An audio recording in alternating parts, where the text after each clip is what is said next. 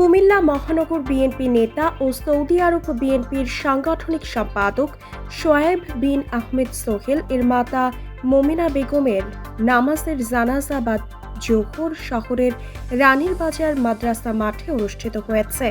উপস্থিত ছিলেন বিএনপির চেয়ারপারসনের উপদেষ্টা ও কুমিল্লা ৬ সংসদীয় আসনের প্রার্থী মনিরুল হক চৌধুরী, বাংলাদেশ জামাত ইসলামী মনোনীত প্রার্থী কাজী দীন মাহমুদ, কেন্দ্রীয় বিএনপির সহ সাংগঠনিক সম্পাদক মোস্তাক মিয়া, কুমিল্লা দক্ষিণ জেলা বিএনপির সিনিয়র সহ সভাপতি আমিরুজ্জামান আমির, মরহুমার কনিষ্ঠ জামাতা রানীর বাজারের সর্বজন শ্রদ্ধেয় ডাক্তার খুরশিদ সাইদি, নাঙ্গলকোট প্রেস ক্লাব সদস্য প্রভাষক তোহা হাসান ভুইয়া স্বাধীন সহ মহানগরের গণ্যমান্য ব্যক্তিবর্গ ও আলেম উলামারা।